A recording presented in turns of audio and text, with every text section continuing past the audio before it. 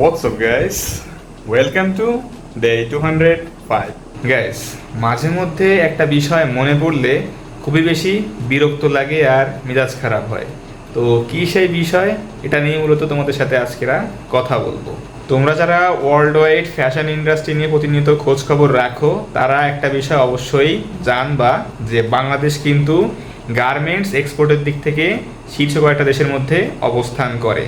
প্রথমে obviously China অবস্থান করে 1 নম্বরে, এরপরে মাঝে মধ্যে থাইল্যান্ড আসে, মাঝে মধ্যে আবার ভিয়েতনাম, আবার বাংলাদেশ ওঠানামা করে থাকে। But at the end of the day Bangladesh top 5 কান্ট্রিজের মধ্যে একটা। তো সেখানে আমার আসলে একটা আফসোসের জায়গা হচ্ছে যে যেমন ধরো ফ্রান্স, প্যারিস, এইসব মানে বাইরের দেশের সব কান্ট্রিগুলো আছে যেখানে তোমার লাক্সারিয়াস ব্র্যান্ডগুলো আছে, clothing brand, Dior, LV, Gucci, Prada, Lacoste, এগুলো তো বিভিন্ন দেশের ব্র্যান্ড, বাইরের বিভিন্ন দেশের ব্র্যান্ড, যেখানে কিন্তু খুব একটা গার্মেন্টস এক্সপোর্টের জন্য খুব একটা ফেমাস না। অ্যাটলিস্ট যদি থাকে তাও ওরা মনে করে যে অনেক লাস্টের দিকে ওদের নাম আসে এক্সপোর্টের দিক থেকে, এক্সপোর্ট করেও না।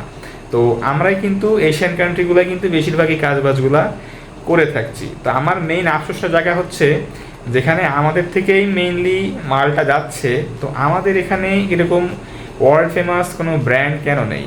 আমেরিকাতে ভালো ভালো ক্লোদিং ব্র্যান্ড আছে, ফ্রান্স আছে, ইটালি আছে, ইউরোপের অনেক ভালো ভালো কান্ট্রিতে অনেক রেকগনাইজ ব্র্যান্ড কিন্তু আছে, যেগুলার নাম আমরা পুরো বিশ্বে সবাই জানি। কিন্তু যেখানে মালটাই মূলত আমরা মেইন প্রোভাইড করতেছি ওদেরকে, সেখানে আমাদের তো একটা ব্র্যান্ড থাকার কথা ছিল, আমাদের কেন কোনো ব্র্যান্ড নাই? এটা মাঝে মধ্যে আমার মনে পড়লে খুব বেশি আমি বিরক্ত হই, খুব বেশি খারাপ লাগে আমার, যে আমাদের কাছ থেকে মালগুলো যাচ্ছে কেন আমাদের আজকে এই অবস্থা। তো আমি এর পিছনে বেশ কয়েকটা কারণ খুঁটে খুঁটে বের করেছি, সেই জিনিসগুলো তোমাদের সাথে আজকে আমি মূলত শেয়ার করব। এই ক্ষেত্রে আমার প্রথম পয়েন্টটাই হচ্ছে ভৌগোলিক অবস্থান। যেমন ধরো এই দেশে যদি তোমার একটা পানির বোতল কিনতে 30 টাকা খরচ হয়, তাহলে সেটা আমেরিকা, ইউরোপে গিয়ে খরচ পড়বে সর্বনিম্ন 70 থেকে 80 টাকা বা 100 টাকা প্লাস হয়ে যেতে পারে। কেন হচ্ছে এরকম? জায়গা বুঝে দাম। আর এখানে দেখবা কি, ইউরোপে মাথা পিছু ইনকামটাও কিন্তু অনেক অনেক বেশি। ইউরোপ, আমেরিকা ওইসব জায়গায় পার পার্সন ইনকাম আমাদের বাংলাদেশ থেকেও অনেক অনেক বেশি। তো ওখানে যেরকম খরচটাও বেশি, ইনকামটাও ওরকম বেশি। আর আমাদের এখানে ইনকামও কম, খরচটাও ওরকম কম। তো যার জন্য অনেক সময় হয় কি, আমাদের এখানে লাক্সারি ব্র্যান্ডটা ওটা খুব ভালো মতো ওয়ার্ক করে না। কেননা যখন আমরা এটা কাজ করতে যাব, আমরা এখানে বেশি অডিয়েন্স নিয়ে কাজ করতে পারবো না। কেননা এখানে আমাদের তেমন বেশি অডিয়েন্স নাই, আমাদের আরও বেশি ক্রিটিসাইজ হওয়া লাগবে যে এরকম দামি প্রোডাক্ট কে কিনবে। আসলে তুমি যদি আজকের একটা এলভি যদি এখানে এস্টাবলিশ করতে চাও, খুব বেশি অ্যাপ্রিসিয়েশন তুমি পাবা না। এটা বেশিরভাগ কাজ করবে ওই ইউরোপ, আমেরিকার দিকে, কারণ ওখানে পার্সন লোকজন সব বলতে গেলে ওয়েল স্ট্যাবলিশ, মাথা পিছু ইনকাম অনেক বেশি আমাদের দেশ থেকে। তো এর জন্যই মেইনলি হচ্ছে কি, আমাদের এখানে মানুষের সব এরকম লাক্সারি প্রোডাক্ট কেনার খুব একটা সাধ্য নাই। সর্বোচ্চ গেলে 1000-2000 টাকা দিয়ে কেনা পাবলিক হচ্ছে আমাদের দেশের লোকজনরা, কাপড় চোপড়, ঠিক আছে? তো এর জন্য এখানে লাক্সারি ব্র্যান্ডটা জায়গা বেঁধে বেশি ব্যাপারটা ওয়ার্ক করার কথা না। সেকেন্ড পয়েন্টে আসছে প্রোডাক্টের কোয়ালিটি। এটা আমার ফার্স্টে বলা উচিত ছিল, বাট আমি এটা ভুলে ভুলে সেকেন্ডে বলে ফেলছি। তো প্রোডাক্ট কোয়ালিটি কেমন হয়? আমাদের এখানে যে এক্সপোর্ট গার্মেন্টসগুলো আছে, এরা মূলত প্রোডাক্ট রেডি করে ওই সব বাইরের কান্ট্রির জন্য। এখানে আসলে হয় কি, এক্সপোর্ট ম্যানুফ্যাকচার যখন তুমি পাও, তখন প্রোডাক্টের কোয়ালিটি ওই সময় হয় টপ নচ, একদম ব্র্যান্ড লেভেলের। একটা বিষয় খেয়াল করবা, বাইরের দেশে যেসব বড় বড় ব্র্যান্ডগুলো আছে, ওদের যে ড্রেসগুলো আছে ওখানে একটা লেভেলে খেয়াল করবা যে কোন দেশের তৈরি। অনেক জায়গায় দেখবা মেড ইন বাংলাদেশ, এবং ভালো ভালো ব্র্যান্ডের স্টোরে কিন্তু এই ড্রেসগুলো বিক্রি হচ্ছে। তো আমরা যারা লোকাল ব্যবসায়ীরা আছি, আমরা কিন্তু ডাইরেক্টলি এই এক্সপোর্টের যে গার্মেন্টসগুলো, এদের অ্যাক্সেস পাই না। আর আমাদের অর্ডারগুলো এগুলা ওরা নিয়েও কাজ বাজ করে না, ডাইরেক্ট রিজেক্ট করে দেয় যে এরকম আমরা লোকাল কোনো কাজবাজি করবো না। আর যার ফলে এখানে কিন্তু আমাদের বাধ্য হয়ে দিন শেষে যাইতে হয় লোকাল গার্মেন্টসের দিকে। আর এখানে তো বুঝতেই পারো, কাজের ফিনিশিং কিন্তু একদম বাজে হবে। নিজে না থেকে দাঁড়িয়ে থেকে কাজ না করে মানে অবজার্ভ করলে কোয়ালিটি ভালো পাওয়ার আশা ছেড়েই দেওয়া লাগে। তো এই ক্ষেত্রে আসলে এই জিনিসটা আসলে হয়, আমরা আসলে সেই কোয়ালিটি মেনটেন করতে পারি না, যার জন্য একে তো আমরা সাহায্য পাচ্ছি না, তারপরে যেটা পাচ্ছি ওটা আসলে আপ টু দ্য মার্ক না। তো যার জন্য আমরা একদম একটা মিড রেঞ্জের কোয়ালিটি দিয়ে মূলত আমরা আমাদের বিজনেসটাকে রান করছি। আর এই কোয়ালিটি দিয়ে আসলে গ্লোবাল মার্কেট ডমিনেট করা কখনোই পসিবল না। সো এক কথায় বলতে গেলে যে একটা ব্র্যান্ড লেভেলের প্রোডাক্ট বিল্ড করতে গেলে যে লেভেলের টেকনোলজি বা অ্যাক্সেসটা থাকা দরকার সেটা হচ্ছে আমাদের নাই, যার জন্য আমরা এখানে ব্যর্থ হয়েছি এবং আমাদের এখানে কোনো ভালো ব্র্যান্ড হয়ে ওঠে না এবং ভালো কোয়ালিটির টি শার্ট বা ড্রেস মেস আমরা প্রডিউস করতে পারি না। একটা বিষয় ভাবতে খুবই কষ্ট লাগে যে বাইরের দেশের ব্র্যান্ডসগুলো আমাদের দেশে এসে আমাদের থেকে ভালো কোয়ালিটির প্রোডাক্ট তারা নিয়ে যায়, বাট আমাদের থেকে যেই প্রোডাক্টগুলো প্রডিউস আমরা করছি সেই প্রোডাক্টগুলো আমরাই দিন শেষে আমরাই ইউজ করতে পারছি না, আমরাই সেল করতে পারছি না।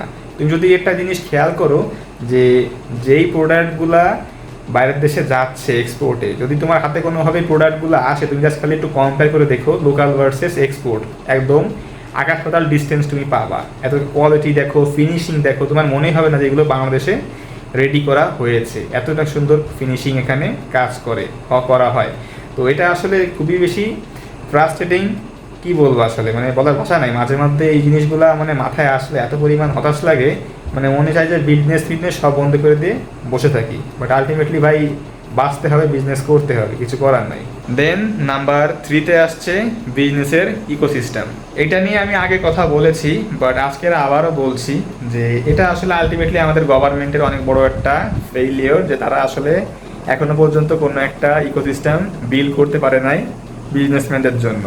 যেহেতু দেশের বড় একটা ট্যাক্স কিন্তু বিজনেসম্যানরাই পে করে, দেশের জিডিপিতে বিজনেসম্যানদের ভূমিকা অনেক বেশি, বাট তাদের জন্যই আলটিমেটলি কোনো সুব্যবস্থা নাই।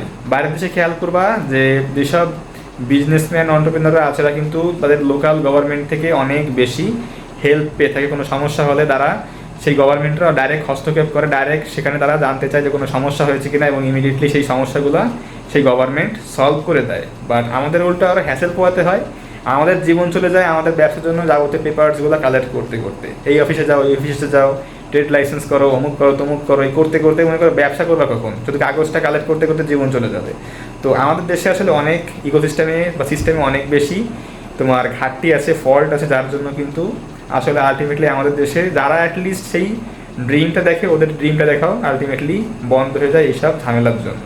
Last but not list number 4 হচ্ছে ফাউন্ডারের ক্লিয়ার ভিশন না থাকা। তুমি যদি একটা লাক্সারি ব্র্যান্ড বিল্ড করতে চাও তাহলে তোমার মধ্যে ফার্স্ট অফ অল সেই অ্যাম্বিশন থাকতে হবে যে এখন হয়তো আমার ব্র্যান্ডটা ছোট পরিসরে আছে, but end of the day আমি এটাকে একটা গ্লোবাল লেভেলের ব্র্যান্ড বানাই ছাড়বো, যে কোনো মূল্যে একটা লাক্সারি ব্র্যান্ড আমি বিল্ড করে ফেলবো ইনশাল্লাহ। তোমার মধ্যে সেই টার্গেট বা সেই ভিশন অ্যাম্বিশন থাকা লাগবে। দেশে বেশিরভাগ অন্টারপ্রেনার বিজনেসম্যানদের স্বপ্ন থাকে খুবই ছোট। সো তোমার স্বপ্ন যদি হয় এতটুকু, তাহলে তুমি এটার আউটকাম কীভাবে এত বড় এক্সপেক্ট করো। অবশ্যই এত বড় এক্সপেক্ট করতে গেলে এত বড় ড্রিম তোমাকে দেখতে হবে। তো যেটা বললাম যে আমাদের দেশে অন্টারপ্রেনার বিজনেসম্যানদের ওই একটাই সমস্যা যে তারা উচ্চাকাঙ্ক্ষী চিন্তা ভাবনা করতে পারে না, সে বড় কোনো কিছু তারা ভাবতে পারে না, যার জন্য আসলে আলটিমেটলি পসিবল হয়ে ওঠে না। সো ফার্স্ট অফ অল আমাদের অন্টারপ্রেনার এবং বিজনেসম্যানদের মাইন্ডসেটটাকে চেঞ্জ করতে হবে এবং সবাইকে একজন অ্যাম্বিশিয়াস পারসন হইতে হবে। তো গাইস, এই ছিল আমার জানা বেশ কয়েকটা কারণ যে কেন এখনো পর্যন্ত আমরা একটা গ্লোবাল লেভেলের ব্র্যান্ড এই দেশে বিল্ড করতে পারি নাই। সো আই হোপ তোমরা ভিডিওটা অনেক বেশি এনজয় করেছো এবং অনেক কিছু এখান থেকে জানতে পেরেছো। যদি এনজয় করে থাকো অবশ্যই আমাকে কমেন্টে জানিও। তো গাইস, ভিডিওটা আজকেরা এখানেই শেষ করছি, দেখা হচ্ছে ইনশাল্লাহ আগামীকাল। Take care of yourself and Allah Hafiz.